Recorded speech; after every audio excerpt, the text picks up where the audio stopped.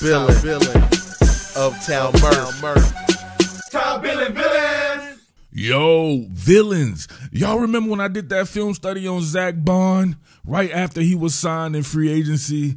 And of course, you had to have the haters come in because what? What do haters do? Haters want to bring everyone to their level, like this cat right here.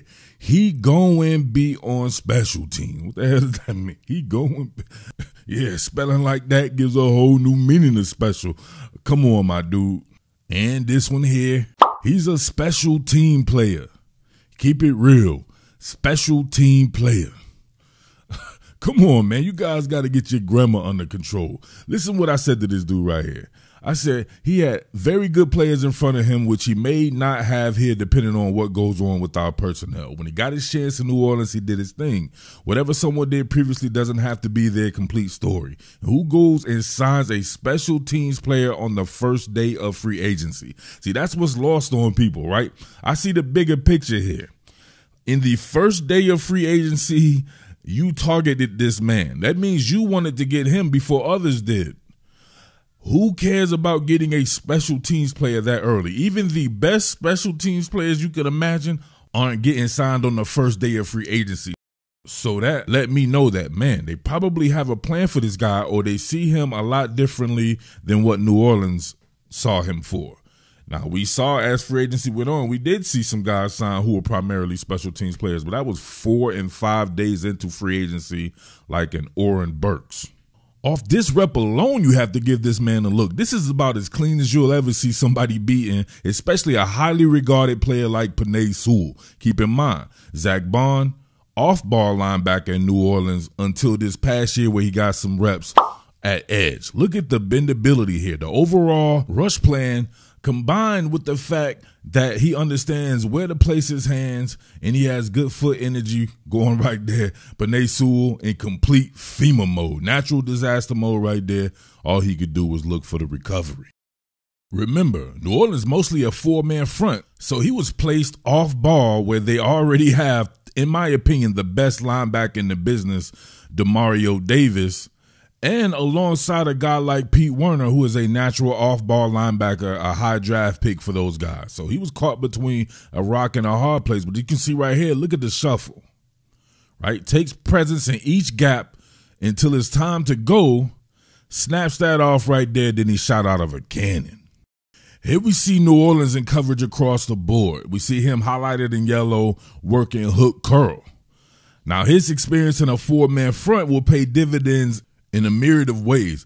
Obviously, him playing in space off ball could contribute to his being in an inside linebacker role right off ball. But, hey, you have to drop in space in a 3-4 defense as an edge player as well. Definitely a few roles Zack Baun could play in a Vic Fangio scheme, which is something that is not lost on our man, Howie Roseman, who tied it all together at the owners' meetings. Hat tip to these cats at what is this? SB Nation's Bleeding Green Nation. They had the transcription here of Howie at the owners' meetings. And right here is where I want you to pay attention to if I can find it, right? All right, here we go. Eagles Blitz. Howie talks. Speaking of edge rushers, Howie's most interesting comments might have been about Zack Baun. The Eagles signed him on day one, just like Saquon and Huff, right? So who pointed that out first? Your boy here a couple of weeks ago. They targeted all 3 players. That doesn't mean Baun will be a starter or a key player, but he is an interesting option for Vic Fangio. Howie compared him to Andrew Van Ginkel, who played for Fangio last year at Miami. Van Ginkel had an interception, 6 sacks, and 19 QB hits for Miami last year. He was able to move around and do different things. Baun has the same versatility, so he could be more of a factor than people initially expected. It should have said ... except top billings Murf Baldwin, right? Jersey Murf, Uptown Murf, whatever, right? Listen, this goes beyond what people are even thinking about, right? Because I have knowledge of the situation. These are guys that I watch naturally being a Big Ten fan. Andrew Van Ginkel and your boy Zack Baun were teammates at Wisconsin. They have the same exact skill set, right? These are both edge players at Wisconsin who were moonlighted at off-ball linebacker as well. So we got to see Andrew Van Ginkel have a breakout season under Vic Fangio. Obviously, I thought, right, he was one of the first guys out there. Was two guys that I thought would be Eagles this year. One was my man Jerome Baker, who was cut from the Miami Dolphins after the season, one of my favorite linebackers, period. We needed off-ball linebacker. This guy fits the bill. He would have added some serious zip to that Eagles defense. He's a speed demon type cat, right? Sideline to sideline, running chase backer. The second cat was Van Ginkel.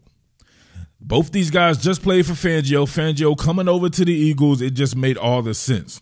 However, Van Ginkel looked like he got paid, right? Which would have been cool with me, right? But Van Ginkel had his breakout year as an edge player. Now, the Eagles signing Bryce Huff, having Josh Sweat restructured so he'll be there, already drafted Nolan Smith in the first round last season.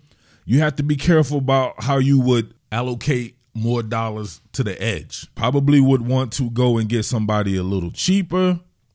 Hence, your boy, Zack Baun, who is every bit as talented as Van Ginkel and was more of the standout player at Wisconsin. Or you can say they probably were even. 1A, 1B doing the same exact thing, right? You see him here, his teammates at Wisconsin, they were very, very good friends with each other. So Zack Baun gets to play with Vic Fangio after he just had Andrew Van Ginkel.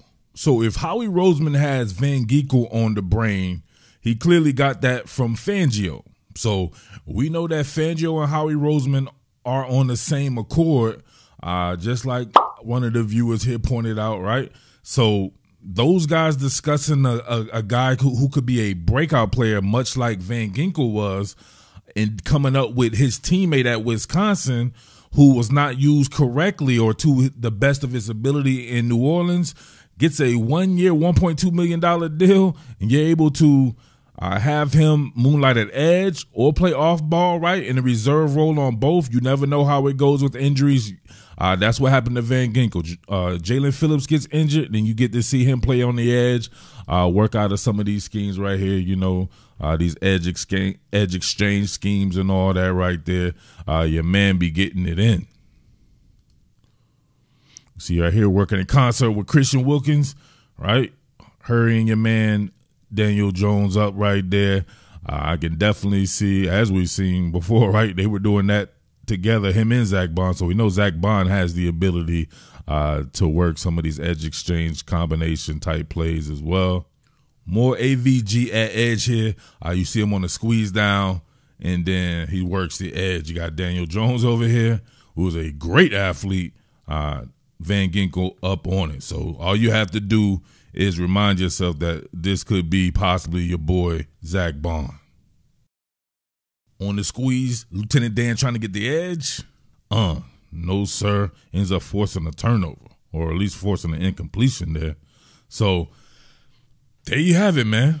You just never know. This may be the underrated signing of the signing period for the Philadelphia Eagles, with somebody that not many people know about, but who they identified early on. Maybe he ends up one day getting a contract like Andrew Van Ginkel, or he ends up playing a pivotal role this year as far as depth purposes go, because as we seen before, man, injuries do happen. So knock on wood, that doesn't happen. He's just in a normal rotation, but you do have a guy with that type of talent who was identified by Vic Fangio and Howie Roseman to perhaps play a pretty significant role with the Philadelphia Eagles at only $1.2 million for 1 year.